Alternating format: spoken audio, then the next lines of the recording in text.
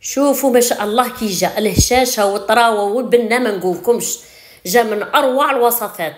انا مسميته كاطو سنيوه سلاك الحاصلين، بمقادير موجودين في كل بيت، وانتي درتي كميه ما شاء الله لوليداتك القهوه العصر ولا لحبابك اللي يجوا عندك. نجيبو غيسيبيون نديرو فيه 3 حبات بيض، نجيبو كاس سكر ناقص 2 صباع مور فلافاني، ونديرو نص كاس تاع زيت ناقص 2 صباع، وما نديروش دفعه واحده، نديروه تدريجيا. نخلطوا الزيت غير بشويه ما تجيناش العجينه مزيته. الزيت دخلوه غير بشويه وخلطوه مليح مليح، وتعطينا العجينه تجي من اروع الوصفات. ونجيبو كاس فرينه نكونوا مغربلينها. الفرينه دائما نقول لكم غربلوها باه يجي الكاطو تاعنا يجي هشيش. هذا الكاس الثاني ندخلوه غير بالفوي، ونديرو كيس خماره كميائيه عفوا، ما نديروش 10 غرام، نديرو 5 غرام يعني نص كيس خماره.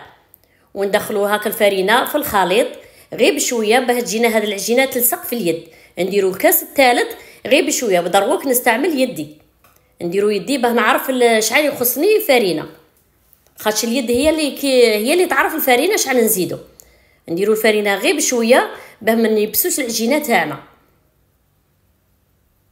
هاكا نديرو غير بشويه ونتحصلوا على عجينه تلصق في اليد، وانتوما ما تخافوش منها كي تشوفوها تلصق. هذا هو القوام المطلوب. لموا كاع العجينه تاعنا بالفرينه. شوفوا الفرينه من هذوك 3 كيسان بقات لي قد مغرف فرينه. نجيبو السني 24 على 30. شوفوا العجينه كراهي تتلصق، العجينه تلصق في اليد. ونجيبو هذا السني 24 على 30 ونبلاطوها غير بشويه، نغمسوا يدنا في شويه زيت باه تتمشى لنا العجينه على السني. خاطر هي كي تلصق في اليد كون ديروها ما تغمسوش يديكم في الزيت تولي تلصق بزاف في اليد وتغبنكم.